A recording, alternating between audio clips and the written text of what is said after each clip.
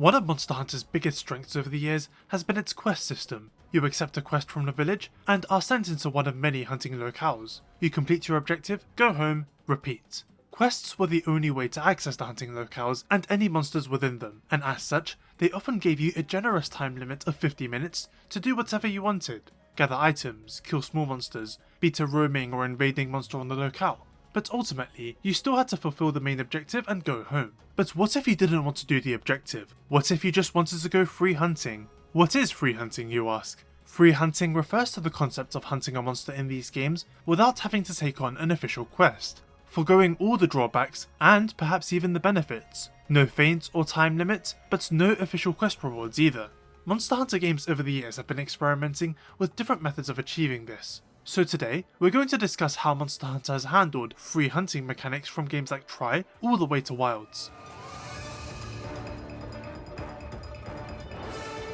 In the past, once you were on a quest in Monster Hunter, the only way to back out was to abandon it. This resets you to your pre-quest status, so any items you consumed would be returned, but anything you gained would be lost. To avoid that, you either completed the quest or died 3 times. Do or die. But some of the games would give you an alternative option to back out. Many quests would have an optional subquest: deliver this item, kill some small monsters. Sometimes you would get subquests related to the monster you were hunting. This Brute Tigrex hunting quest has a subquest to wound his head, or this Brachydios urgent would like you to sever his tail. This system gave you more things to focus on during a hunt, and would grant you additional rewards pertaining to the subquest. A noticeable perk, however, was that fulfilling a subquest would also allow you to leave early, through an end via subquest option. You'd be able to keep all the items you gained and simply go home, which can be useful if you only want the subquest rewards or just don't have time to complete the main quest at the moment. The main quest won't count as complete from this, but it's a valuable option nonetheless. Subquests gave people more freedom in terms of how they wanted to approach quests, and granted additional bonuses, but they were still limited by predetermined conditions in the sense that you couldn't really leave on your own terms. You have to complete a specific objective, and the conditions of the environment are entirely dictated by the quest itself. What monsters are present, what the environment is like, what items you can find. It's not really free hunting. Harvest tours are a much better example. As I said earlier, the only way to access hunting locales at all would be through quests, so certain Monster Hunter games would have special quests that were designed for people to just go out and gather what they wanted without having to hunt a monster. The completion objective was to deliver an item called a Poor Pass ticket, which would automatically be delivered to the quest item box within 2 minutes. So when you wanted to leave, you could just deliver the ticket and be done. As the name of this quest type implies, they were best used for gathering items, herbs, ores, mushrooms. They were not great for hunting monsters. Usually a single early game monster would be guaranteed to show up, and sometimes maybe there would be a subquest to hunt them. However, you wouldn't really encounter anything major. It's a harvest tour, not a hunting tour, merely a way for you to freely explore the maps and gather what you want without worrying about main objectives, but far from perfect. The most annoying part of these quests would be having to return to camp just to deliver the Poor Pass ticket, which could be a bit of a trek depending on what item you're trying to gather, as well as the locale. You were also limited to 50 minutes as usual, but various Monster Hunter games have tried their own attempts at true free hunting, in addition to the harvest tours. They often differ per game, and we'll be exploring them from here. The Moga Woods are Monster Hunter Tri's and 3 Ultimate's free hunting method. By heading to the edge of Moga Village, you would be able to enter the Moga Woods, which is identical to Tri's opening locale, the Deserted Island, with a few small differences. Quests in the Deserted Island begin at Base Camp, which is adjacent to Area 2. When entering the Moga Woods, however, you start in Area 1. There's a gateway closed in normal quests that is now open, and you can see a direct path back to the village. In fact, if you wish, you could just walk through and end your little expedition. This is the only locale available to explore through this mechanic, and I always found it strange that the locale had 2 different names. The Moga Woods is home to a few monsters: the Great Jaggi, Kurupeko, Royal Ludroth, Rathian, Rathalos and Legiacrus. Same as the regular locale, you can see who will show up by looking at the Moga forecast from the village, which shows the first 2 monsters that will appear. Defeating those will cause some more to show up, although it seems a little inconsistent from what I've played. There's no time limit to being there, and you can leave whenever you want, either through the menu or entrance. Not just that, there's 2 forms of entry, one from the main village and another from the farm. Outside of the freedom of hunting and gathering without a fixed objective, one of the specific exclusive advantages of the Moga Woods is commodities. Returning home after hunting monsters and talking to the Moga Chief's son will give you specific items based on who you beat. These items are known as commodities, and can be traded for a variety of different items at the Argosy whenever it shows up. Some commodities can only be gained depending on certain Moga Woods conditions. It's certainly an interesting system, and a cool way of getting certain items, such as traps, room decorations, advanced pickaxes, and more. The Moga Woods return for free ultimate. This time, you can unlock a Knight's variation, which features high rank gathering spots, monsters, and materials. The Knight's Moga Woods gets a little bit funky when it comes to monsters. You not only have the tri-selection but also Plesioth, and some portable third monsters such as Arzuros, Duramboros, and Zenoga. There's also subspecies, but also other monsters who don't necessarily fit in. Great Zrogi is here, which is interesting. This isn't his usual habitat, but we also have the Great Baggy, Baroth, Uragon, Diablos, Gobul, Brachydios. None of these guys can normally be fought on a deserted island. Not even Gobul, who, would fit pretty well. The others are volcano and desert monsters. It's definitely nice to have such a wide variety of monsters here though, as bizarre as the location is. It seems like the developers wanted people to be able to fight more monsters and were unwilling or unable to expand the system to more locales. It probably wouldn't have worked, considering how tied the woods are to Moga Village, but it shows they wanted to do more with this system even back then. And besides, Monster Hunter 3 Ultimate has roughly 50 monsters, and they made a system that allows you to fight 29 monsters in an environment that demands nothing from you, which is fantastic. I will say that finding the monsters can be a bit of a pain. The deserted island is rather large, and it's very easy to spend ages wandering every area, because you don't know if a monster has shown up or not. I myself ran around for a good 5 minutes or so, before being fortunate enough for Gobul to notice me. Gobul tends to hide in the sea or riverbeds, and he likely had been present for a long time. I just never ventured far enough into the water. Despite what the Moga forecast says, more monsters can spawn after the displayed selection has been dispatched, but I'm not sure what the limit is. People online speculated up to 6 could appear, although it seems rather inconsistent. Monster Hunter 4 has your typical 5 locales, well 6, but it also has the Everwood, a procedurally generated locale that changes every time you enter. Each area is green, surrounded by rivers and ancient ruins. Unlike 4 Ultimate's locales, the combat zones are generally pretty flat, which can make fighting monsters here much simpler than normal. When you enter the Everwood, it picks 5 areas from a large selection and places them one after the other, changing around their entrances and exits. Your goal is to reach the final zone by traversing through each area. It's structured as a point A to B thing, and the map makes this quite clear, as it shows how the different zones are connected. Some are combat zones while some aren't. You mostly find items to gather here, but also the occasional trapped Poogie. Rescuing one will reward you with a Poogie outfit. Almost every monster in 4 can be found in the Everwood, unlocked by completing certain village or hub quests. In fact, it's probably easier to list the ones that don't show up. All Elder Dragons, special bosses, as well as Zamtrios Lagombi and basically all other Frozen Seaway exclusive monsters, likely because the Everwood has no frozen areas to accommodate them. 4 Ultimate brings in new desert areas that allow for desert monsters like Diablos or Monoblos to appear, but ice monsters are left behind. What's really interesting is that Monster Hunter 4 actually makes various monsters exclusive to the Everwood, as in you cannot encounter most of them in standard quests, with a few exceptions like events. The list is quite small. Velocidrome, Yankutku and Blue Yankutku, Basarios and Ruby Basarios, Young Garuga, Kirin and Orochi Kirin, White Monoblos, and Deviljho and Savage Deviljho in G rank. Basically it's all legacy monsters. Expeditions can be previewed by looking at the bottom screen of the Nintendo 3DS. It will tell you what monsters you can expect to see there, whether you'll find Poogies or wild Palicos, and what kind of relics you can expect to find. So how much freedom does this give people? Quite a lot, and in many ways it's a lot more interesting than the Moga Woods. We get to fight so many more monsters in a new, randomly generated environment that ensures each visit will be a fresh experience. There's different things to find there, and it's a really nice looking place in general. Unlike the Moga Woods, there's a G rank option too. Hunting monsters on expeditions and reaching the end will raise the eco level of your expedition, increasing the likelihood of rarer monsters and special treasure areas with lots of gatherables showing up next time. This kind of highlights a flaw of the Moga Woods, that there wasn't really a way for us to influence who could be there. It's still mostly the same for the Everwood, but the eco level does ensure that tougher threats will be guaranteed to appear. They can also grant you guild quests, which take place in the Everwood, and have to be registered before you can undertake them. Guild quests have different but fixed Everwood layouts. Because they're official quests, they don't have an exit area. Guild quests have levels to them, and upon completing the quest, you raise the level, which also raises the quest's difficulty. As the quests become higher and higher, they can often change. Completing guild quests can net you relics, special armor, and equipment that can be obtained randomly, and is often much stronger than anything you can obtain in the game. The harder the monster, the higher chance of getting a relic. So while you are potentially battling the strongest possible thing in the game, the reward you can gain is often exponentially better than anything you can craft. So that's a direct outcome from the Everwood.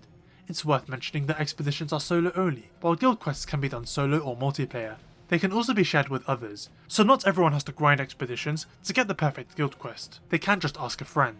The Everwood is certainly an interesting form of free hunting. It has variety in areas, a huge range of monsters to hunt, and lots of incentives considering its ties to the endgame system. It's a step up from the Moga Woods in many ways, but also comes with its own problems. Some of the areas are quite frankly rubbish, particularly the non-combat ones. There's this huge maze area in particular that takes a while to get through. This is not necessarily bad on expeditions, but on guild quests it can be a huge time waster, especially when they're wedged between combat zones, as you can sometimes find yourself travelling back and forth a few times. Most of the combat zones are good, but the ones introduced in the expansion are often just terrible, they're awful to fight in, and the terrain hazards are far too intrusive. Regarding monster exclusivity, it can be a problem, as some of them can be elusive in a way that's a little bit annoying, particularly with White's Monoblos, who can't be in guild quests as he's solo only, which means he's purely limited to random appearances. I also think lacking ice monsters entirely is a huge shame. It's understandable, but considering they created several desert areas for monsters like Diablos, a couple of ice ones for Zamtrios, Tidal Naturala, or Lagompi would have been appreciated. An interesting aspect of the system is that monster tracking also becomes a lot trickier. If you forgot to paintball a monster in the normal locales, you could simply watch the direction of their shadow, or digging trails. In the Everwood, there's none of that because of how it's structured, they'll just disappear. It makes locating them without paintballs way harder. Regardless, it was still a massive step forward for free hunting, with several different mechanics layered on top for something very experimental.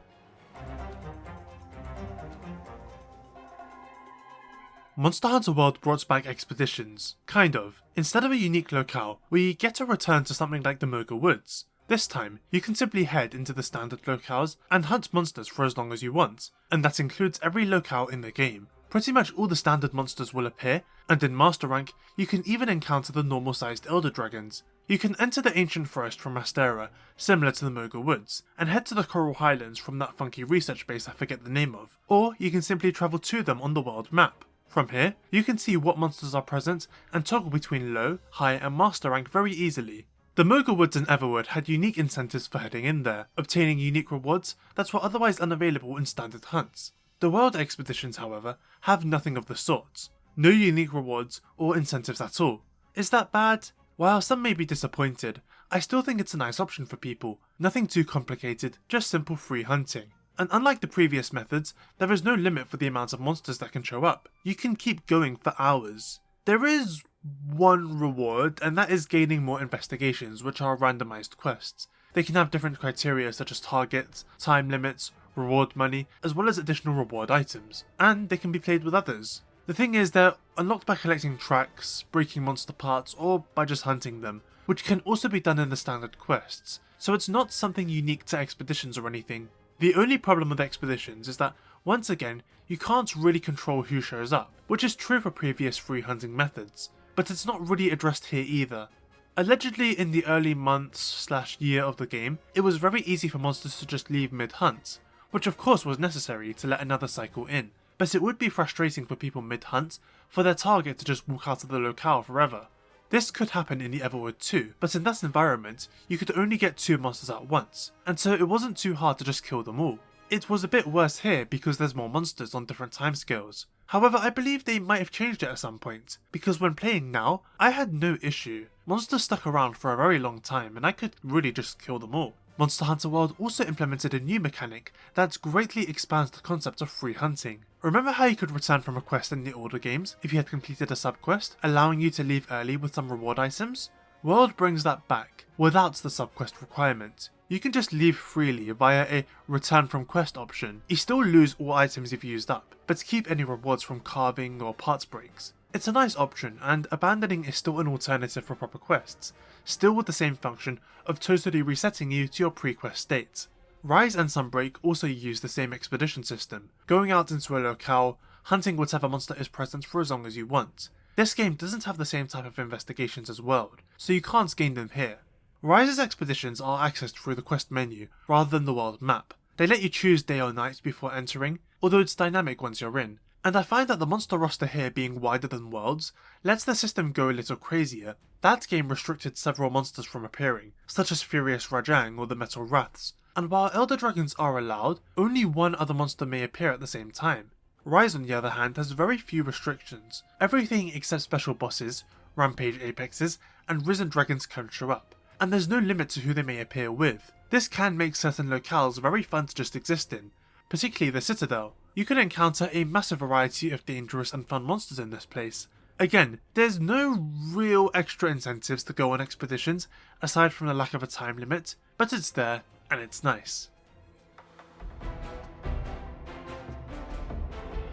I sort of went out of sequence just now because while Rise's free hunting is near identical to Worlds, Iceborne's was more or less a total revolution. Following the defeat of Shara Ishvalda, you and the handler pursue Ruin Energigante and he leads you into the Guiding Lands, a brand new post-game locale. The Guiding Lands at launch consisted of 4 different biomes: Forest, Desert, Coral and Rotten, which mirrored the first 4 locales of Monster Hunter World. Indeed, this entire locale existed for free hunting, and pretty much every monster could show up here, especially when title updates added a volcano and tundra region.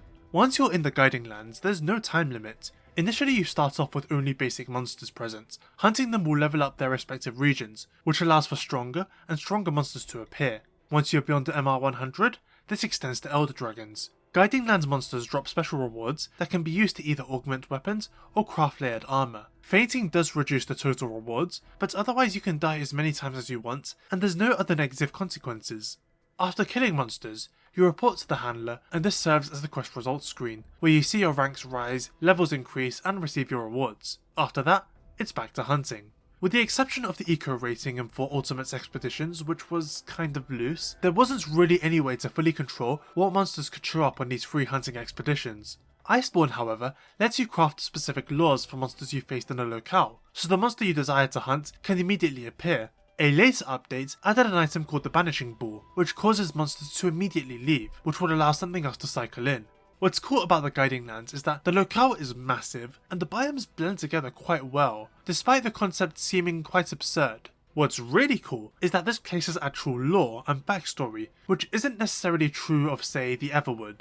The Guiding Lands are implied to have been created after Azora Magdaros died a long time ago.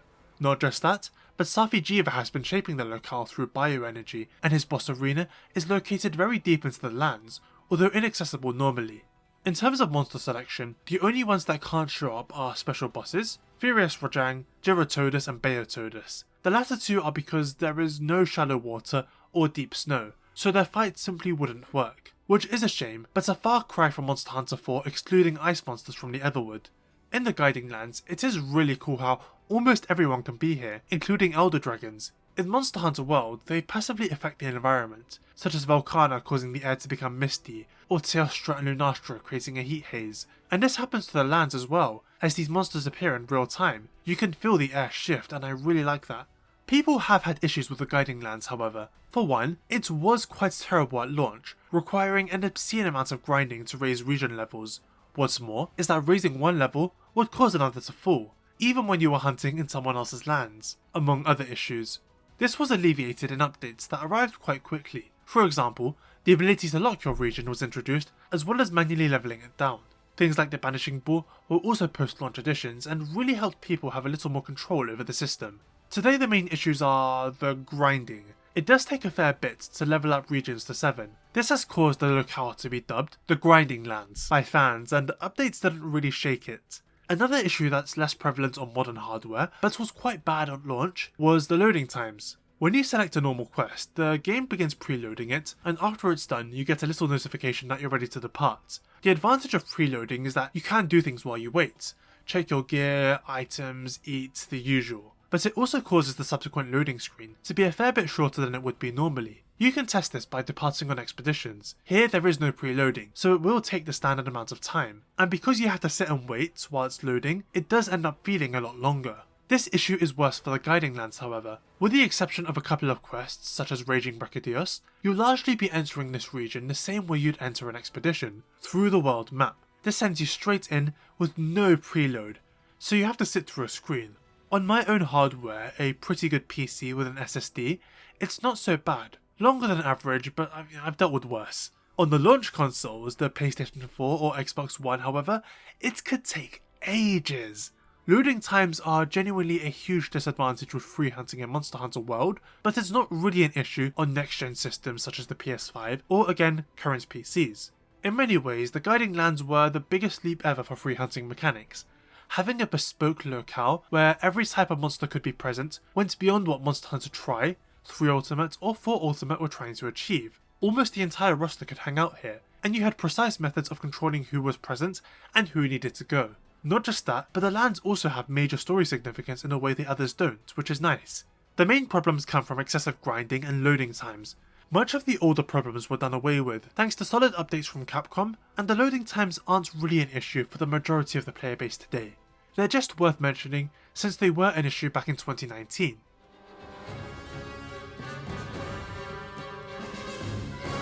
At the beginning of the video, we discussed Monster Hunter's quest system. Accepting a quest from the village, being sent out into the hunting locale, completing it, and being sent back to the village. Repeat. Both locations were very much separated by this barrier of having to accept a quest and a loading screen, with harvest tours being something of a compromise. Games like Tri and World made them feel more connected though. Tri had a path leading from the Moga village into the Moga Woods, and World treated the villages and locales like the same thing by having them all spread out on the world map. However, they were still separated by a loading screen, and in World, there wasn't much reason to go on an expedition as opposed to the standard quests. Monster Hunter Wilds is, on paper, the ultimate free hunting game. It brings these mechanics into the forefront and removes a lot of the old barriers. In Wilds, the village and locales are practically one and the same. They exist on the same map, and you can simply walk from one to the other without even a loading screen. This means that there's no need to accept a quest from the village and then load out into the locale, or skip travel from the map. You can just walk out and start fighting whoever you want, and because of this massive leap forward, Wilds made some critical changes to how quests function. After you begin fighting a monster, doing a certain amount of damage will automatically begin a quest for them, known as a field survey, with a timer and 3 cards limit activating. Failing will cause the monster to leave, but winning will cause the quest complete screen to appear immediately, with results showing up on the side. No sending you back to the village, or even totally interrupting gameplay, as you can still move around and even fast forward through them. Even the quest end timer can be skipped for the first time ever, allowing you to skip the wait and go right back to hunting monsters in the locales. Total free hunting. Pretty much the entirety of Monster Hunter Wilds is built around this.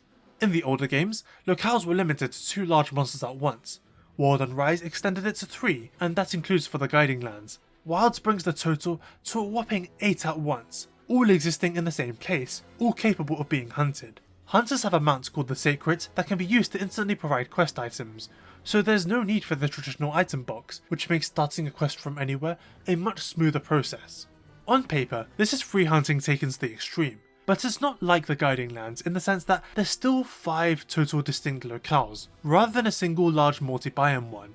Interestingly, some of the game's locales exist in the same loading space, as in you can walk from the Windward Plains to the Scarlet Forest to the Oilwa Basin without a loading screen. The other 2 locales are not fully rendered while you're in one of them, and they'll only load in as you walk towards them. And in general, this isn't a feature that matters in hunts. It's mostly for story and I guess immersion purposes. Monsters won't cross locales like they do in the Guiding Lands, and only certain story missions require you to travel between them. A lot of people call Wilds an open world game, and in my opinion they shouldn't. This isn't that different to what Monster Hunter World was doing. And even though the locales are technically connected, I wouldn't say it's the same as how Breath of the Wild or Death Stranding does things. Capcom were also very careful to never advertise Wilds as an open world game. There are advantages to Wilds not being open world, or styled like the Guiding Lands though. For one, each locale can hold its own individual roster of monsters. They don't have to share 3 or I guess 8 slots, which lessens the need for tools like Laws or the Banishing Ball. Wilds doesn't really have specific tools to control the comings and goings of monsters, but arguably there isn't really a need. The game's follow/inclemency/plenty weather system cycles them out quite nicely. For example, Lagiacrus will show up during the Scarlet Forest Plenty, but the apexes of each region will usually show up during the inclemency. These weather states change by the hour and in real time, so monsters are always moving in and out. They'll sometimes stick around for a while beyond the weather change, allowing you to encounter apexes in the Plenty for example, and if you're in a quest with a monster, then they won't leave at all. Sleeping in your tent allows you to change the weather, which does give you a great degree of control over who shows up. Another change made to the overall gameplay is that meals can be cooked anywhere in the field, and meal buffs now continue over the course of multiple hunts. After all, the idea of field surveys is that once you finish the fight, you can immediately go after someone else, and so there won't be a need to eat again for a while. Another big change is that monsters now have difficulty levels. In the past, the only real difficulty increase you'd see in a free hunt system was the Guiding Lands region levels and tempered monsters showing up there, as well as for Ultimate's eco rating, I suppose. In Wilds, there's a star ranking system where monsters have more health and deal more damage based on the amount of stars assigned to them. 3 stars is normal difficulty and 5 stars is harder. Not just that, but in the post-game, tempered monsters will naturally appear alongside regular monsters. Pretty much everyone in the game except for special bosses can be tempered, and they show up in higher frequency the bigger your HR is. The star ranking system and tempered state affects the kinds of rewards you can gain, more materials, decorations, Artian parts and more. Post-launch updates also introduced harder tiers of tempered monsters that provide better rewards, which added a lot more variety to the game as well as more endgame incentives. One interesting criticism I've seen of the field survey system relates to the early game when progressing through the story. When encountering monsters that haven't officially appeared as story hunts, Alma will tell you that you're not authorized to hunt them. People don't like this because why have this free hunt system incorporated into the free roam exploration if you're not going to let us hunt whoever is there? The truth is though, this is not so different to how prior Monster Hunter games handle roaming monsters that you're not really supposed to kill yet. I consider this to be a presentation issue, because the game does not prevent you from killing and carving these monsters. Armor is merely informing you that there won't be additional quest rewards. This is also the case for World, Rise, and many older games. If Armor's dialogue was different, then I'm sure people would not see this as an issue. The Moga Woods and Everwood couldn't be played in multiplayer, but World and Rise's expeditions could, and the Guiding Lands heavily encouraged multiplayer, so people could easily access different monsters without overhauling their region levels. Wilds incorporates multiplayer into its free hunt system in a couple of different ways. When in a lobby, you can see other players roaming around the villages and base camps, but this doesn't extend to the hunting locales where they merely fade away, as the game doesn't display them there. If they engage a monster in a field survey, the quest will appear on the board for you to join. Wilds does have a system for seamless free hunting called an environment link. You invite up to 3 players, and together you can just exist in the locale, hunting whatever you want. The weather and time of day are totally synced up too, which isn't the case normally. However, there's limitations. You can't change locales or the link cancels, which is a bit disappointing, as it's something that Wilds generally lets you do solo without issue. On paper, this is exactly how World and Rise handle multiplayer expeditions. Leaving for a different locale naturally boots you, but for Wilds, in practice, it feels like that shouldn't be the case. In the older games, special bosses were usually not compatible with free hunt systems. The only exception is Raging Brachydios, who is fought in the Guiding Lands, but that's an official quest, and he cannot appear there naturally. Wilds, however, is the opposite, as, at the time of this video, its main 2 special boss monsters are linked to this system, the most prominent one being Jin the Hard, the apex of the Ice Shard Cliffs. Jin has to be fought in a separate, multi-stage arena, but when the Ice Shard Cliffs locale transitions into the Inclemency state, you can find him hanging out there. Beating him up a little can force him to leave, which grants you an investigation for him. Speaking of, the traditional quest system is still in Wilds, but it's diminished. On one hand, Alma the quest handler is always with you, so you can literally accept a new quest then and there by just talking to her. On the other hand, there's not that many optional quests, and they're all locked at 3 stars and don't give as many rewards as investigations, which is a system that returned to Wilds. When looking at the monsters in a locale, you can choose to save them as an investigation, rather than fight them then and there, which turns them into more traditional quests, where you are sent into the locale and then return when you're done. You can also do this in reverse, fight a monster through a field survey out in the wild, and then save them later as an investigation. This lets you fight 5-star tempered monsters at your leisure, rather than having to wait for them to show up in the open environment. Later in the game, you unlock the ability to have dual monster investigations present, by viewing them on the world map. This is also how you save Jin the Hard investigations, as he has a special indicator that shows when he's present, and the same is true for rematches against the final boss, Zoshia. It's a very well thought out system, although not without its issues. I was rather impressed with how the game was able to handle rotating such a wide variety of monsters in a way where I never felt I was lacking them. But that being said, there are times when the target I wanted would not show up. Pre-title update 3, I had a lot of trouble finding Legiacris. He was only available in the Scarlet Forest, yet he constantly eluded me. This was frustrating because I needed his materials, and optional quests would feel like a waste of time for that task. After update 3, they guaranteed his appearance in the Plenty, which was nice, but I had other problems. Remember those harder tempered monsters? If your hunter rank is high enough, they'll appear a lot, and sometimes more than the standard monsters, or even standard tempered. And some of these monsters are quite hard.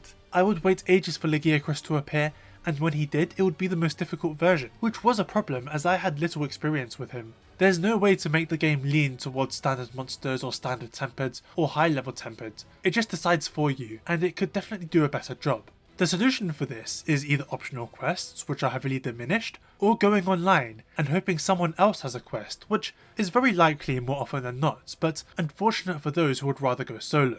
The diminishing of traditional quests is understandable, as free hunting has finally taken over as the main form of hunting monsters, years in the making. However, that doesn't mean it's not disappointing. There's a sense of clarity in having your list of quests and being able to clear them one by one. There was usually an option for everything. Yes, they still exist in Wilds, but investigations are so much better that optionals just feel like a waste of time. Free hunting systems are bolstered by procedural generation. This was the basis of the Everwood in 4. The investigations in World, and even the ones in Wilds, are randomly generated. But the optional quests did have their own strengths. Unique names and descriptions that were often entertaining to read, but also bespoke developer-made challenges, designed in a specific way for a specific reason. 4, Generations, World and Rise often paired or grouped many different kinds of monsters together to create difficult challenges. Wilds doesn't really have that. There's so much they could do for quests, and unfortunately, we don't get any of it except for an event, I guess? Why isn't there an arena quest to hunt the secondary apexes of each region, or the Guardians of Wyveria back to back? Any other game would have given us a quest to face Mizutsune, Lagiacrus and Uthduna as some kind of Leviathan Madness quest, but Wilds does not. Maybe it's will through events, but this was something even World did pretty well through its main quests. Another pretty major flaw of this system is that the option to abandon a quest is not present in Wilds at all. You can return from a quest like in World, which lets you keep items you've gained, but lose any you've used up, but there's no real option to officially reset you to your pre-quest status, which can be annoying depending on the item you've used up, which is inconvenient and seems like a step back. That being said, Wilds' free hunting system is already very solid, and the developers are going to keep refining it, so I'm very curious to see what kind of major change the expansion could bring into the future to add further twists. This is not the final form of such a system, and I believe they could take it further, perhaps in the expansion, or maybe even future games.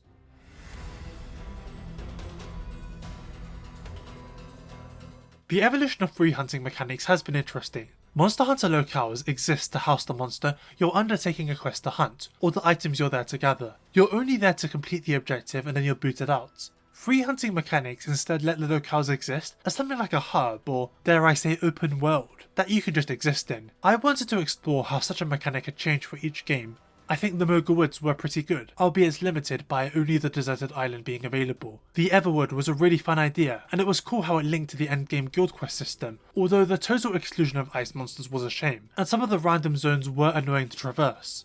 World and Rise's expeditions gave us the original dream. You can just enter the locale with no strings attached, do what you want, leave when you want. Worlds were cool because you could enter them from the world map, and Rises allowed for you to fight almost every standard sized monster with few exceptions.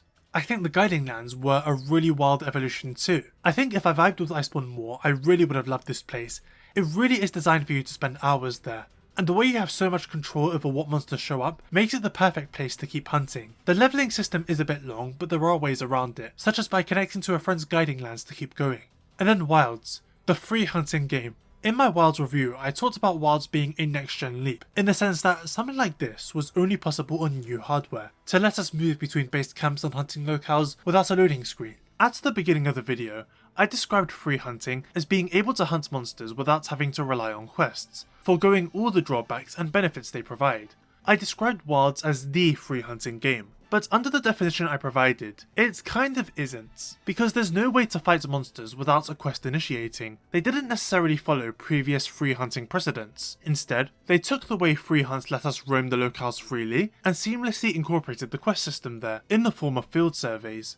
This does go against the original idea of free hunting, but in many ways it's better. Something the developers seem to understand with the Moga Woods, Everwood, and to an extent the Guiding Lands, is that the traditional quest system gives rewards in the form of materials, but free hunts only really give us carves, which makes them much less effective and enticing. Being able to die as many times as you want is not that major of a trade-off, so they instead provided different rewards. Commodities, guild quests, the Guiding Lands materials. World and Rise's expeditions not having anything like that resulted in them embodying the concept of free hunting in its purest form. But as a result, the guiding lands did end up being vastly superior, particularly because of that reports expedition feature.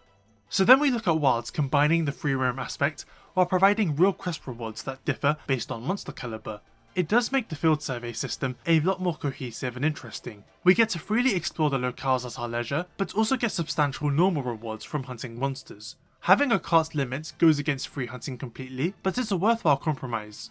The environments link feature being so restrictive is a shame because in practice, the field surveys really are completely seamless when playing solo, but the limitations mean that it's basically not worth using in multiplayer. Remember how I said that Wilds having 5 distinct locales with different large rosters made it fundamentally different from the guiding lands? Each one holding up to 8 monsters more or less spoils me for choice, and the quick loading times make hopping around the locales nice and simple. Environment links restricting that is so frustrating.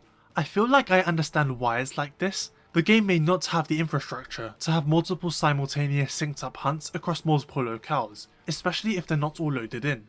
But maybe if they forced you all to stick together, it would be an appropriate compromise. As it stands now, you're better off just saving investigations and posting them in the Gathering Hub, especially because environment links do not allow you to post quests without disconnecting. Wilds is, on paper, the free hunting game, which makes it such a shame that solo play is the best way to engage with these systems that the developers have built, while multiplayer is instead suited for standard quests like in prior games. It seems we still have a long way to go before we get to the ultimate free hunting game.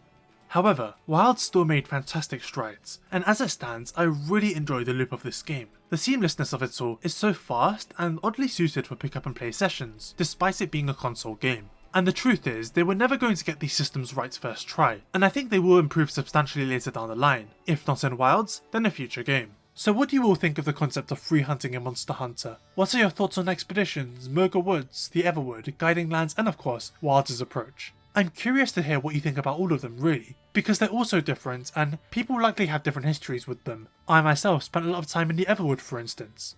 Thank you for watching this video, remember to like and subscribe, and assuming this is my last video of the year, Happy New Year.